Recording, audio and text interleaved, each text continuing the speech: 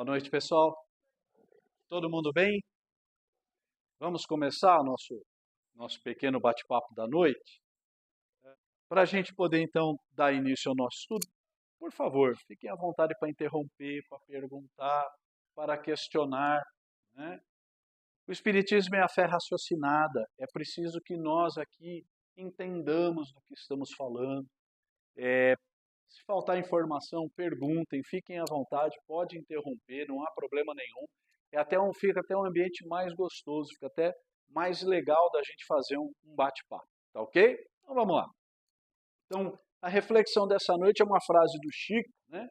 Onde ele fala que só o riso, o amor e o prazer merecem revanche, né? 2 vezes. O resto é mais que perda de tempo, é perda de vida. Então, pessoal, a reclamação, a tristeza revivida, a saudade que a gente não larga, que a gente não quer deixar de curtir, tudo isso não é bom, né? O que a gente deve repetir sempre na vida é o riso, o amor e o prazer. Tá ok? Frase do nosso querido Chico Xavier.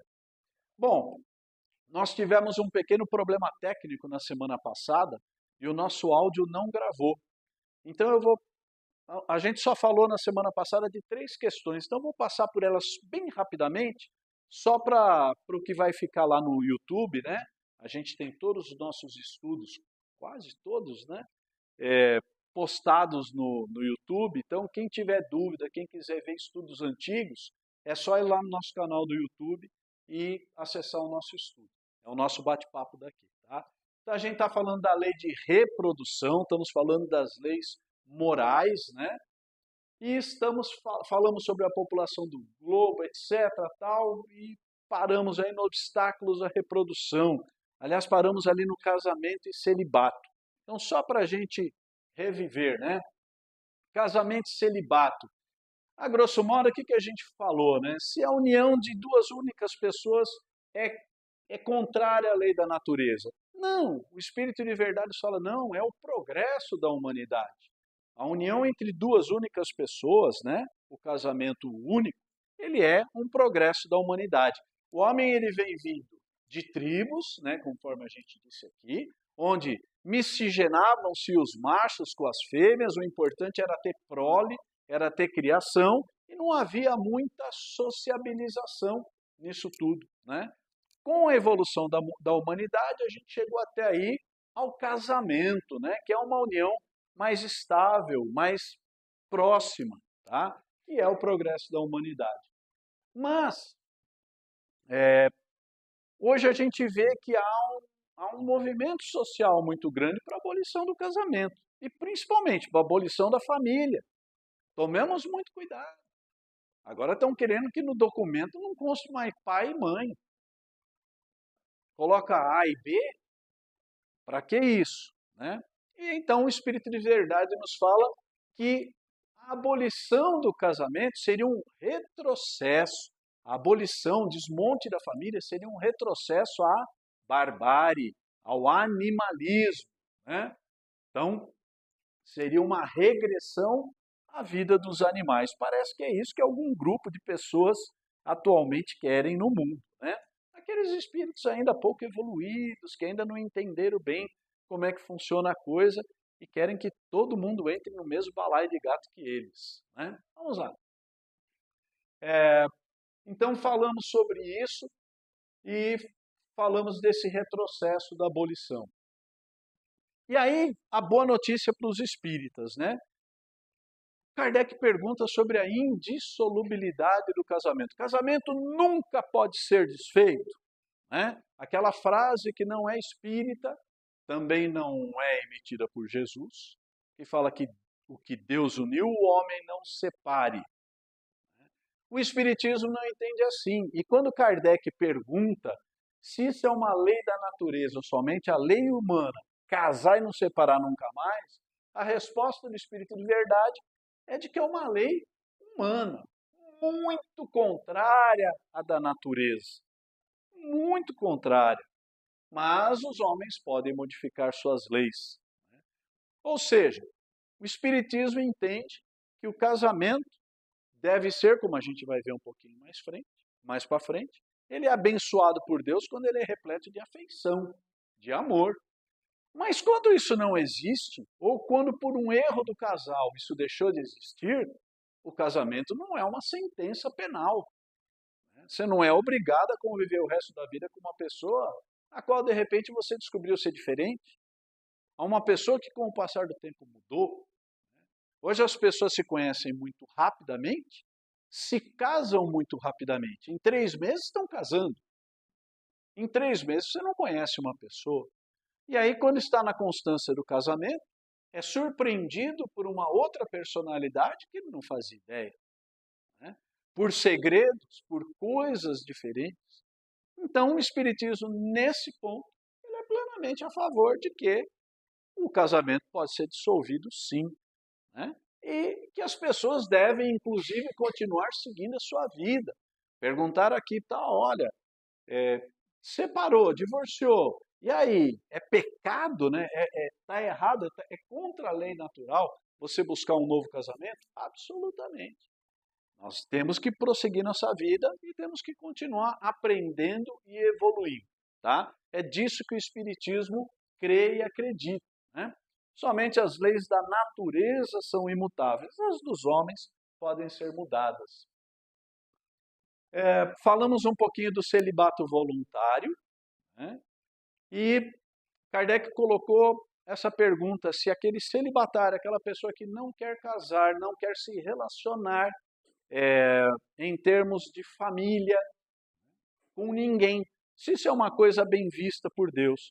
E o Kardec, para a gente resumir as duas questões, o Espírito de Verdade nos explica que há duas fases. Se a pessoa faz isso por egoísmo, simplesmente porque eu quero ter o meu dinheiro, a minha casa, o meu carro, eu não quero filhos, eu não quero nem cachorro nem gato. Se esse é o seu motivo, seja um motivo egoísta, isso não é agradável a Deus. Até porque você vai estar perdendo uma grande oportunidade na encarnação de conviver com as pessoas, de aprender e de evoluir. Né? Mas o Kardec depois coloca, se referindo àqueles religiosos, né, fala, mas e quando esse celibato, né, esse não casamento, na verdade para a pessoa dedicar a vida dele àquilo que ela acredita, aquela fé que ela professa.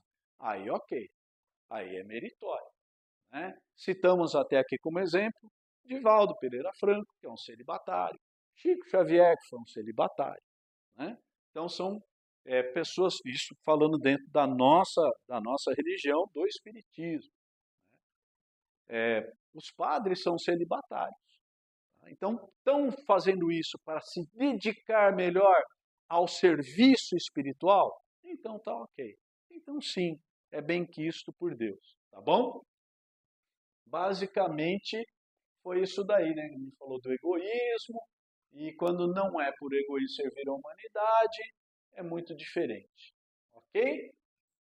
Foi até aí. Patrícia, conseguimos repor aí para a gente botar lá no YouTube da aula, tá bom? Então hoje nós vamos entrar no tema da noite. E até foi bom essa pequena catadinha para a gente falar da poligamia. Veja que em 1800, Allan Kardec se preocupava já com a poligamia. Por quê? Existiam e ainda existem culturas onde o homem pode desposar várias mulheres. Nas culturas mais modernas, dos povos do Oriente Médio, a única condição para que isso ocorra é econômica. Outra coisa muito interessante também é o limite de idade, né? Que recentemente eu vi uma notícia que teve um país que reduziu a idade da esposa para 9 anos de idade. 9 anos de idade. Então, no Iraque? No Iraque. Então, pessoal, são culturas que ainda estão vigentes, ainda existem no mundo e que ainda pensam diferente, né? Então vamos ver o que o Espiritismo pensa da poligamia. O Kardec faz uma pergunta, como professor que ele era, né, matemático, etc. Ele fala, a igualdade numérica, que mais ou menos existe entre homens e mulheres, né, entre os sexos, constitui um indício da proporção em que devam unir-se? Olha onde é que Kardec foi. Como Kardec estava observando a natureza, né, e ele sempre observava as leis espirituais em confronto com as leis da física, da química e as leis da natureza, então Kardec, observador que era, perguntou ao Espírito de Verdade e falou, olha, esse equilíbrio, mais ou menos no mundo, há um número parecido de homens e mulheres. Engraçado isso, né? Não há um motivo, não há uma razão para isso, a não ser uma causa primária chamada Deus. Né? Ele falou, então, essa igualdade numérica é a proporção que eles devam unir-se, então seja em homens e mulheres? E o Espírito de Verdade fala, sim, porquanto tudo na natureza tem um fim. Tudo na natureza tem um fim. Ok? Então, Kardec observou corretamente. Quando ele viu que tinha esse equilíbrio, falou, tem alguma coisa aí. E essa coisa que, pessoal, por menos que alguns malucos atualmente gostem, a natureza é constituída de macho e fêmea, de homem e de mulher. E Kardec, quando pergunta, olha, esse número igual é porque devem unir-se homem e mulher? Resposta, sim, tudo na natureza tem uma utilidade. É o equilíbrio. Né? Há esse equilíbrio porque há isso. Né? Qual das duas? A poligamia ou a monogamia é mais conforme a lei da natureza? Então, ter várias esposas ou vários maridos, né? Vamos levar também a poligamia para o lado feminista, né? Vocês já se imaginaram, mulheres, com vários maridos? Acho que os homens hoje em dia também falam, não, obrigado, tá jóia. Né? Então, o que está mais conforme a lei da natureza? A poligamia ou a monogamia? A poligamia, de novo, é uma lei humana, cuja abolição marca um progresso social. À medida que a poligamia foi acabando, isso marcava um progresso social. É uma lei humana, não é uma lei da natureza. Há uma tese, eu já ouvi essa tese por aí, que diz que organicamente o homem foi feito para ser infiel e a mulher também, porque se a gente olhar pelo aspecto material, o aspecto animal, pode até ser. Mas no aspecto evolucionário espiritual, de modo algum. Olhando por esse aspecto unicamente, exclusivamente animalesco, né? Animal, né? Ou seja, do corpo do ser humano, sim, há alguns indícios que nos demonstram isso. Tá? Mas, na questão da evolução e da evolução espiritual, não. Né? O que vale mesmo, o que está dentro da lei natural é a monogamia. O casamento, segundo as vistas de Deus, tem que se fundar na afeição dos seres que se unem. Pessoal, e se não há afeição? Casou por quê? Tem dinheiro. Hoje muita gente procura, a gente vê isso claramente, né? Abertamente nas redes sociais. Procuro um marido para me sustentar. Eu, meu gato, meus 3 cachorros, 8 filhos. Está cometendo um erro, né? Está cometendo um erro moral. Por quê? Porque isso não vai lhe trazer felicidade, nem vai lhe trazer compleição. Era melhor procurar um emprego. Um emprego é melhor. Né?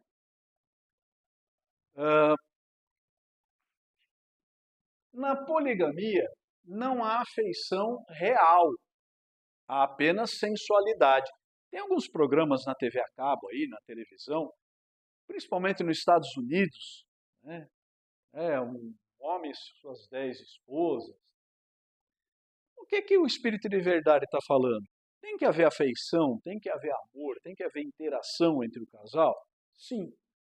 Se só houver sensualidade, ou seja, se a motivação for única e exclusivamente o sentir-se bem fisicamente, através do ato sexual, de uma convivência, de suprir as suas necessidades econômicas, então não é recomendado. E é disso que a poligamia fala.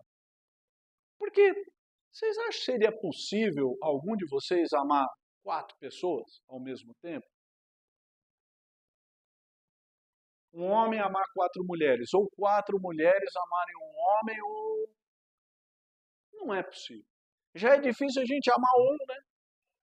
E a gente começa amando um e no meio do caminho descobre que não amava muito aquele que a gente achava que amava, né?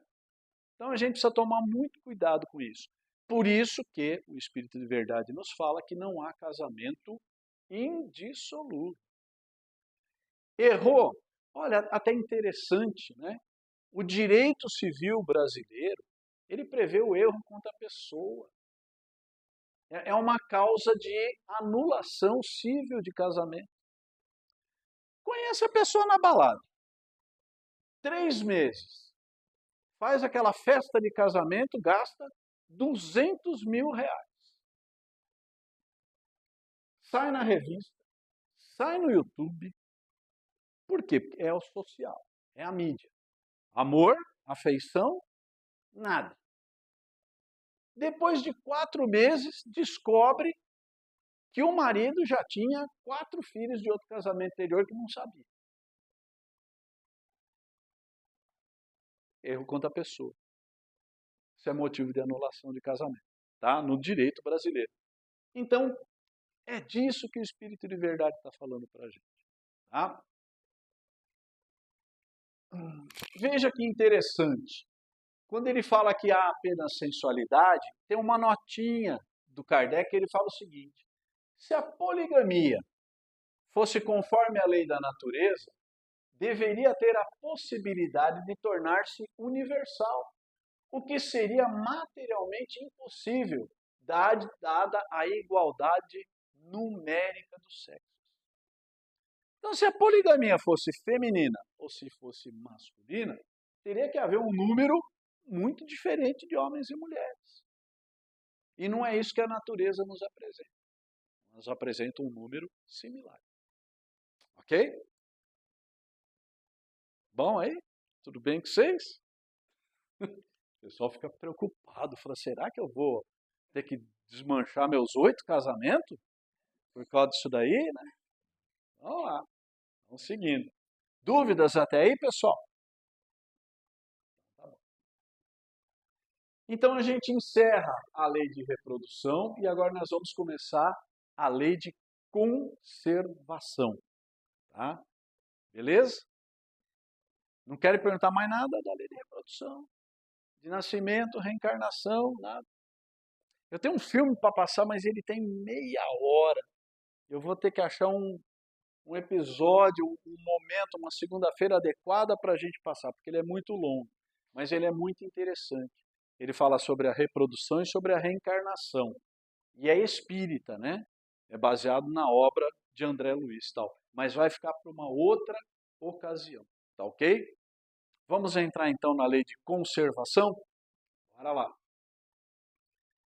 Então, no capítulo 5º, né, que a gente está falando das leis morais, leis naturais, nós vamos falar agora da lei de conservação. E os tópicos são o instinto da conservação, os meios de conservação, gozo dos bens terrenos, o necessário e o supérfluo, as privações voluntárias e as mortificações. Vamos chegar lá, tá bom?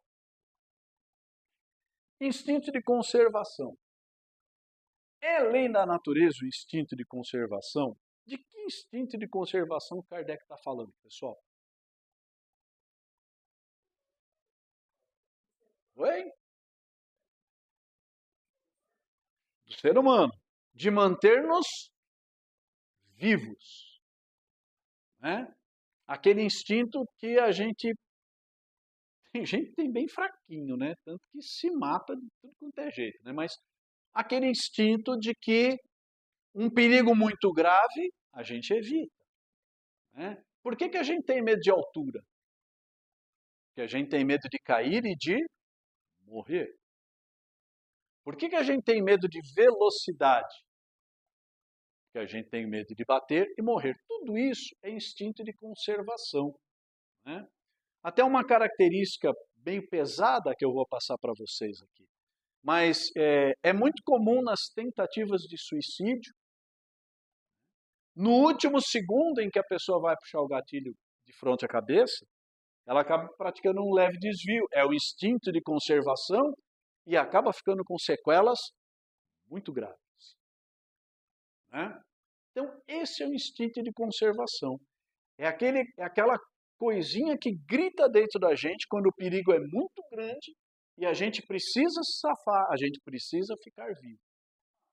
Instinto de sobrevivência. Vamos usar a palavra sobrevivência. É que a sobrevivência ele implica também se alimentar, né, algumas coisas, mas é isso aí.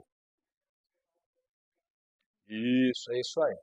O nosso organismo, pessoal, ele reage quimicamente a esse instinto de conservação. Quimicamente.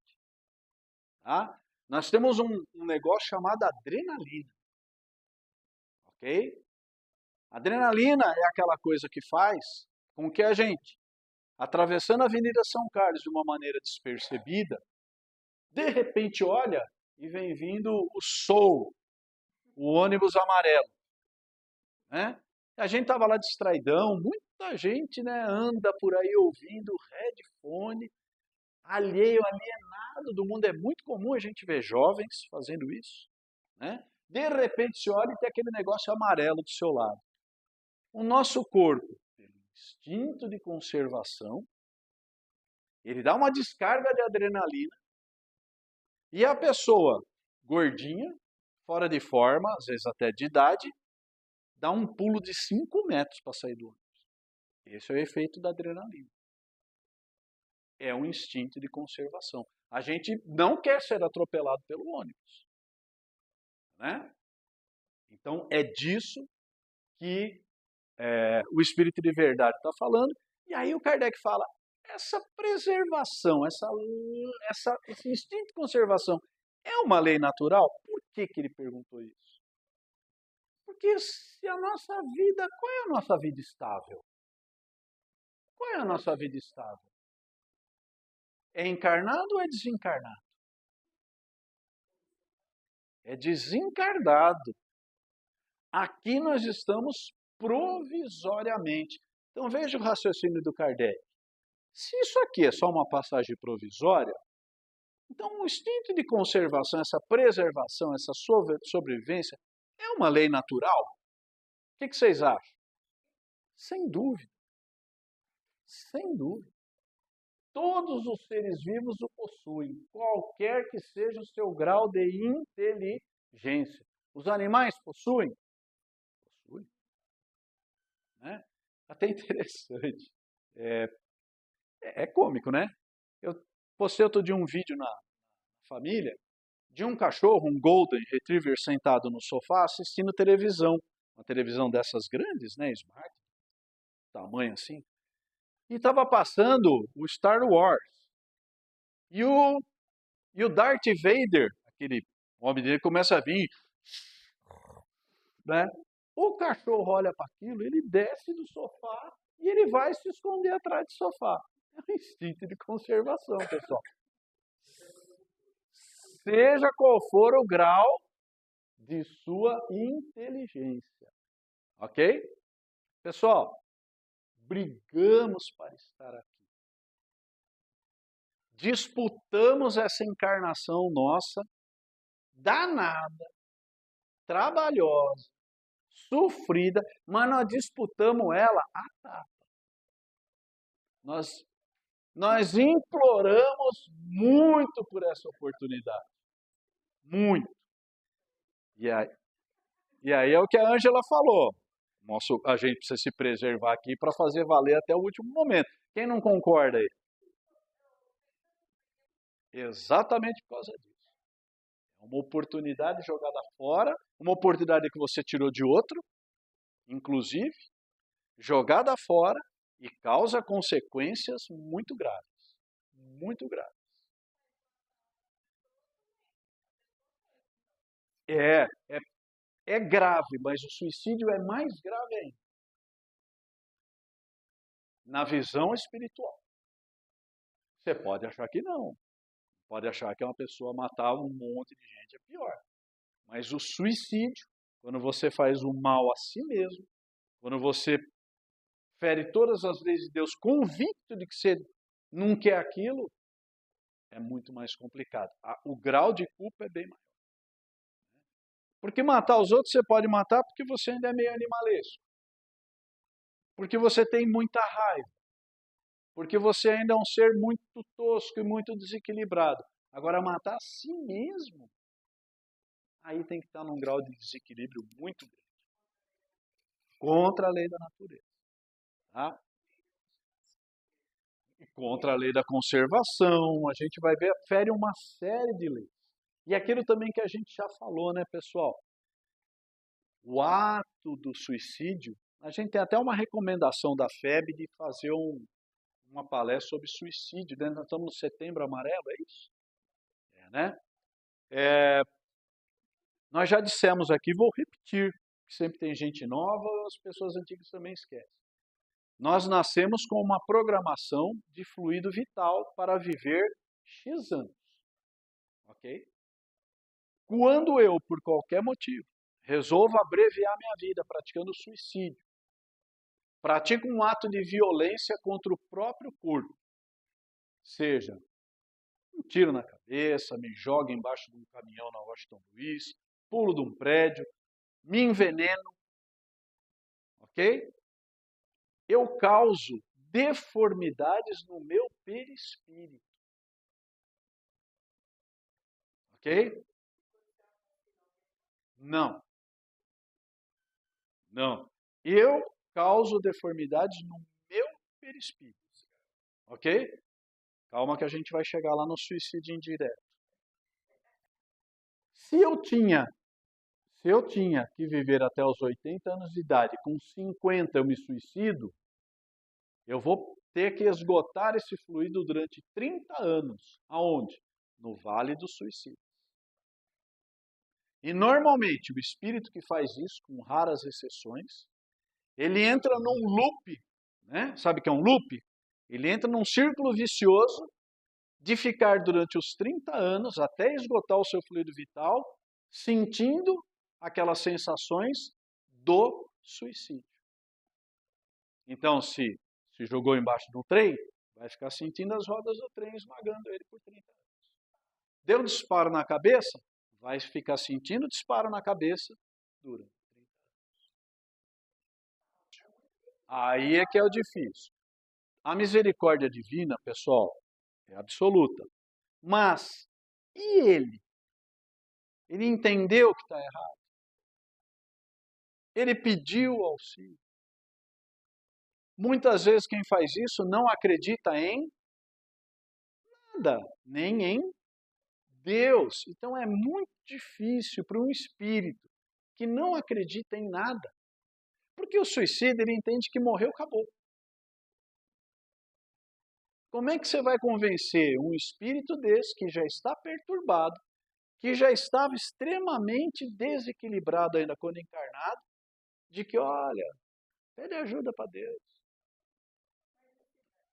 Aí o que pode acontecer? Ele pode sim ser resgatado, mas vai cumprir o restante daquele tempo reencarnado com as sequelas do que ficou no perispírito. Né? Era isso aí, Daniel? Exatamente. Leva as sequelas. Então, se envenenou? Vem com gravíssimos problemas gástricos. Deu tiro no peito? Vem com seríssimos problemas cardíacos. Deu tiro na cabeça? Vem com gravíssimos desequilíbrios mentais, hidrocefalia, anencefalia. Tá? Joia? Tem, gente, a semeadura é opcional, mas a colheita é obrigatória. Espera só um pouquinho lá no fundo. Pergunta dela, bom, no caso dessa criança que vai voltar com sequelas, tem uma mãe que vai receber, né? Vai, tem. Então, essa mãe pode ser, ou uma missionária, ou ela também está passando por provas e expiações. Exatamente. Né? De qualquer forma, todos nós, aliás, também está no filme, né, que eu vou passar, juro que eu ainda vou passar para vocês. Todos nós, quando vamos ter filhos, somos chamados no plano espiritual. Vamos lá, Paulo e Pátio, então. Tem uns caras, tem uns espíritos aqui, né? Lembra que vocês se mataram? Né? Lembra que não sei o quê? Olha, vocês estão muito bem como espíritos, mas tem esse espírito aqui que vai precisar de muita ajuda, porque ele é suicida. E o que que a gente faz? A gente abraça. Porque, pessoal, é uma dificuldade que a gente sempre tem quando está pensando aqui. Quando a gente está pensando como encarnado, a gente está com um manto de esquecimento na nossa cabeça, a gente está olhando para a formiga e não para o formigueiro, né? A gente está aqui, está só cuidando do nosso, mas quando a gente está no plano espiritual, a nossa visão é outra. Né? Olha, vou auxiliar esse espírito, porque ele já me auxiliou lá atrás, como lembrou a Paty, pode ter dívidas, pode ser um missionário, ou você pode ser o responsável pela desencarnação dele em outro. Fala, Dani. Sobre as dívidas. Não, vamos falar sobre cigarrinho. Pessoal, o hábito de fumar, não vão melhorar. O vício do cigarro, o vício da bebida, o vício de qualquer coisa que cause transtornos ao corpo, é considerado suicídio indireto pelo Espiritismo. Porque sabemos que faz mal, então a pessoa que contrai um câncer de pulmão, um câncer de qualquer coisa, em razão do vício do cigarro, é um suicídio indireto. André Luiz, na obra Nosso Lar, que é a primeira obra, ele era um médico, tal, papapá, desencarna. Quando ele chega desencarnado lá, ele vai para o Vale do Suicida. E lá todo mundo fica dizendo, suicida. Ele fala, não é suicida, eu não fui suicida. Quando ele é esclarecido em Nosso Lar, quando ele é socorrido, né, é que o filme ele passa muito rapidamente, o livro é um pouquinho mais detalhado. O que o André Luiz fez? Bebeu a vida inteira. Fumou a vida inteira. Morreu de complicações de uma úlcera gástrica de tanto beber e tão fumar e complicações da sífilis, porque ele frequentava bordel a vida inteira. Tudo isso, ele foi considerado suicida. Como ele era um cara bonzinho, 8 anos de umbral. Que não era um cara bonzinho. Ele era um médico arrogante. Quem fazia caridade no consultório dele era a secretária dele, não ele. Tanto que quando ele vai lá, e um dia nós vamos chegar lá, viu? Quando a gente estiver lá na coluna espiritual, sentar na frente do computador e falar assim, bom, agora vamos ver quem é que fez uma oração no enterro do Paulão. Quem que o André Luiz viu fazer oração? A mãe dele e nem a secretária. Era uma senhorinha que a secretária tinha atendido e que o marido desencarnou. São as únicas 2 orações que André Luiz teve. Quem é que vai orar pela gente? Vocês já pararam de pensar nisso? Tá? Então, suicídio indireto. Mas tomar uma tacinha de vinho, tudo bem? Tudo bem. Fumar um cigarrinho de vez em quando, tudo bem? Tudo bem. Lembrando-se sempre que... Mas agora eu vou jogar de novo areia na sua farofa, Danilo. Não adianta, não adianta. Pessoal, não se esqueça. Quem fuma, quem bebe, nunca o faz sozinho. Está sempre vampirizado. Sempre há algum irmãozinho desencarnado, fumando junto e bebendo junto. Tá? Especialmente para médiums. Né? Especialmente para médiums. Tá? Porque sente mais, né? Não que não aconteça com os... Tudo bem? Então, pessoal, tudo isso para a gente falar do instinto de conservação. Então, a gente precisa se manter vivo. Nuns, esse instinto é puramente mecânico, né? Maquinal. E para outros ele é raciocinado. Ou seja, é pensado. Ok? Por que ele colocou isso? Porque, gente, nós temos gente aí que a gente fala que é inconsequente, irresponsável. Então, nessas pessoas, o instinto de conservação é mecânico. As pessoas são mais pé no chão, são raciocinadas. Né?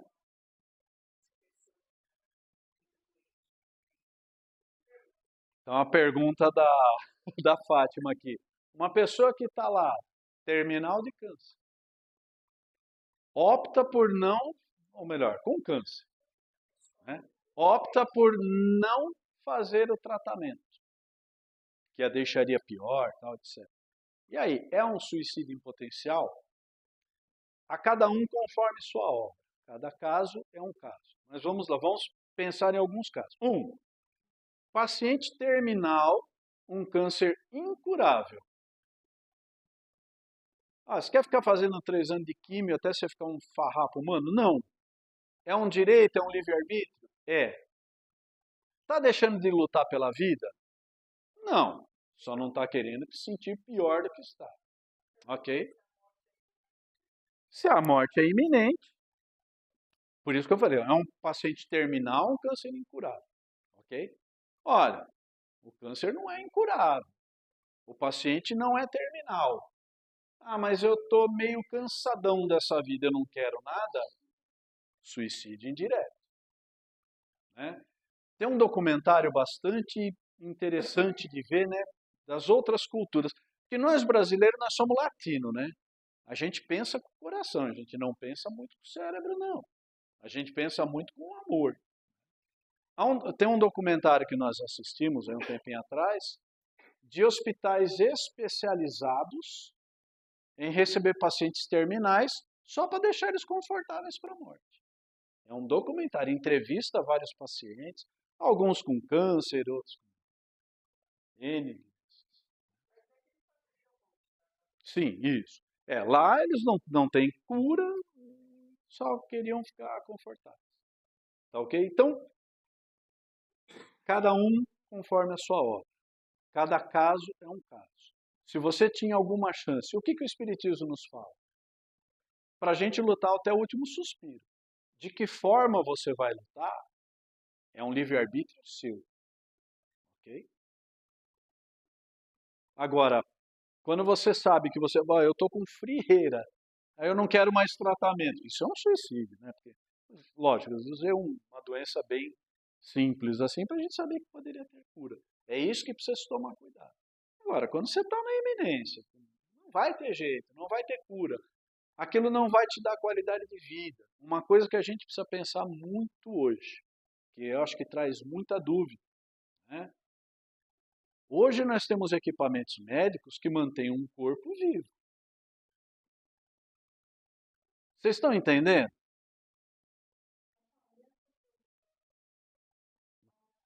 As pessoas com Alzheimer, o que tem? Ela vai ter que seguir seu caminho até a desencarnação, exatamente. Até desencarnar. Até porque lá atrás, no Livro dos Espíritos, o Kardec pergunta sobre a eutanásia. Né? E aí, o paciente está terminal, podemos abreviar aqui, né? Então vamos lá, o nosso paciente está com câncer, está terminal, olha, vamos lá, tropeça no fio, desliga a máquina. Né? O que o Espírito de Verdade nos fala? Que não devemos praticar a eutanásia. Por quê? Somente quem sabe do momento da encarnação é Deus. E que muitas vezes, no último suspiro da pessoa encarnada, no último suspiro, ela tenha um arrependimento de algo que ela fez errado na vida e que lhe poupe várias reencarnações para frente. O que a doutrina fala? Deixa seguir o fluxo natural. Se ela é terminal, ela vai desencarnar e ela vai ter que passar por tudo que ela tem que passar. Não, eu estou terminal, mas eu estou bem, eu quero uma injeção letal e para o espiritismo isso não é correto. Eu não sou médico, mas eu tenho a minha convicção. Pessoal, você tem uma máquina que respira, uma máquina que não deixa o coração parar, você tem uma que filtra o sangue.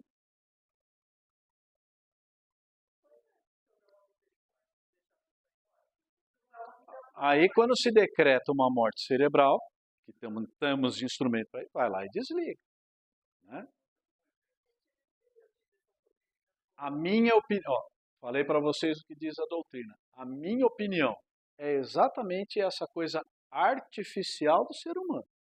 Ele não tem uma vida natural, ele tem uma vida artificial. A máquina respira, a máquina limpa o sangue, a máquina nutre, a máquina... Se ficar lá, se puser uma bateria atômica, vai ficar pela eternidade lá. É isso, né?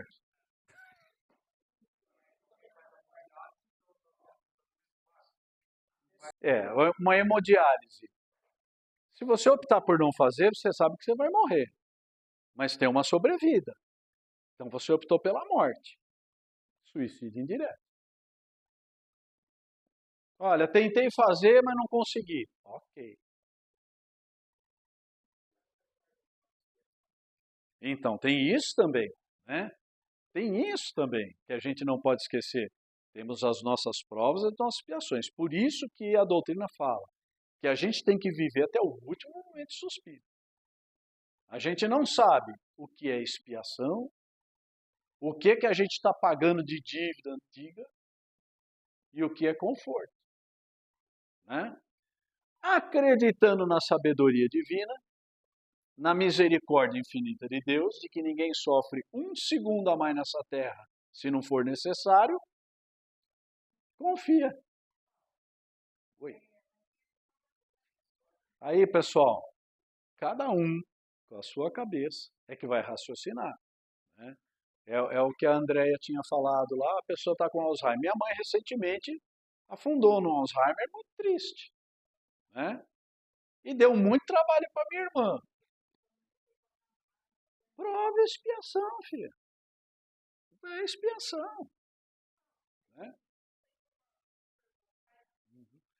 A Marília está perguntando aqui no caso do aborto, onde tem um sério risco de vida para a mãe. Kardec fez essa pergunta em 1800. Né? O que o Espírito de Verdade falou? Preserve-se a mãe. Porque a vida que está para vir ainda não veio. Entre um espírito que já está encarnado e um que ainda virá, é o que diz o Espírito de Verdade. Tá? Tendo risco de morte, né, para a mãe, pode-se fazer o aborto. Porque ela vai ter outras oportunidades. Aquele espírito, né?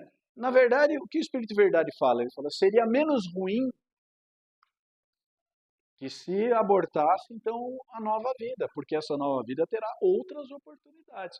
Mas aquela vida que está vivendo é aquela vida. Era uma programação, só que ela teve alguma condição, ou era uma prova que ela tinha que passar, ou era uma expiação. Né? A gente tem várias suposições. Falar de reencarnação, como eu sempre digo, pessoal, é muito complexo. Porque a gente não sabe o histórico anterior das pessoas. A gente não sabe se essa mãe já fez outros abortos em outras vidas. Aí ela vem infértil, com um grande desejo de ter filhos, e não consegue, mas em razão daquilo. Se essa criança vem para cumprir um tempo curto, se não vem para cumprir um tempo curto. Tá? Mas a orientação do Espírito de verdade é nesse sentido. Preserve-se então a vida que já está efetiva e a nova, que ainda não se formou, seja abortada. Bom? Mais alguma pergunta, pessoal? Não? Vocês judiam, né? Eu estava brincando quando eu falei para perguntar, pessoal. Estava brincando, não. Ninguém desencarna sem a vontade de Deus, ok? Salvo quando tem suicídio, né? Pode ser a prova do espírito. É aquilo que a gente falou, o espírito pode ter desistido de nascer, né? É uma prova para os pais, é uma prova para o espírito que vai nascer. Se eles tinham que ter uma vida comum ali, eles vão, no futuro, vão se acertar nessa pendência e vão voltar juntos. Legal? Bom, vamos encerrando então, pessoal, que nós já estamos com o nosso horário. Então tá bom. Obrigado, uma boa noite para todos.